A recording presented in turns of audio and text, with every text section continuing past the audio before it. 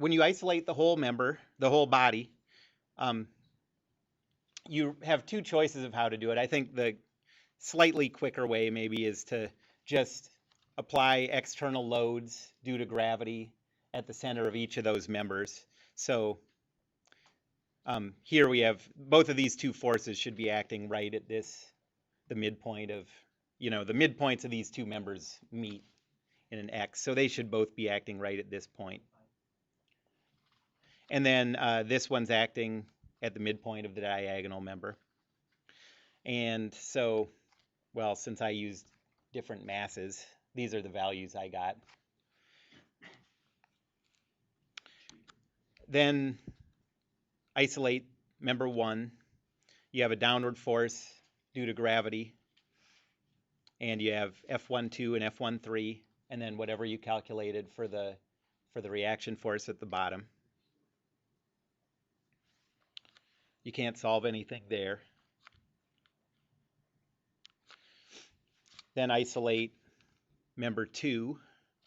You have the weight force, F21, F23, and the 10,000. So you get 3 more equations, and now you have 6 and 6, and you can solve it.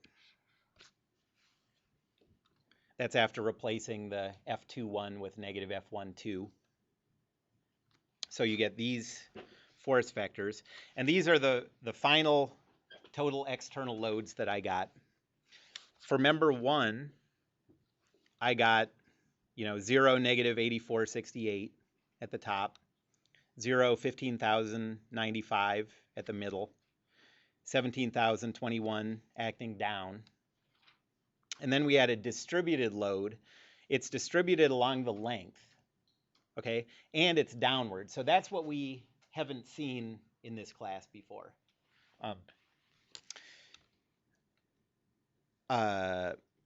And the magnitude of that is 4905 newtons per meter. This is 1 meter long, so that's how I got that. We know that weight force is 4905. We know it's distributed along the length of 1 meter, so 4905 divided by 1, is 4905 newtons per meter. Then we have this one that's pretty easy to deal with. It's already oriented the way that we want it to be to calculate internal loads. The distributed load is perpendicular to the axis of the member, the long axis of the member. And then we have upward forces of 10,000 on each end, downward force of 15,095.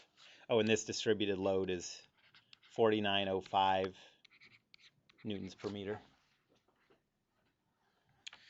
And then the diagonal one has 2 upward forces of 8468, and then a downward distributed load acting along the long axis of 4905 newtons per meter.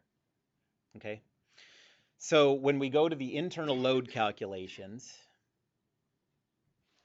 this one is going to be nothing that we haven't dealt with before. These two are both going to be different. This one, once we rotate the coordinate system so that the x-axis is along the long axis of the member, this is going to be a horizontal distributed load, right?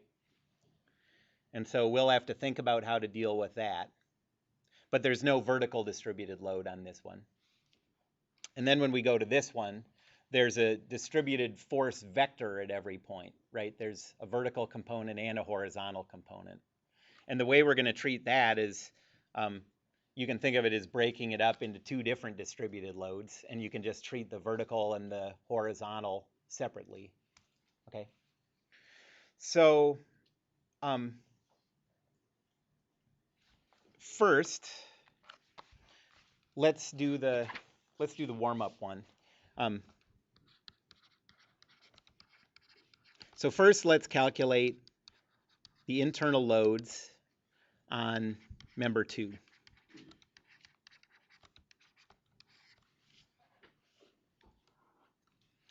So it's already oriented the way we want it to be,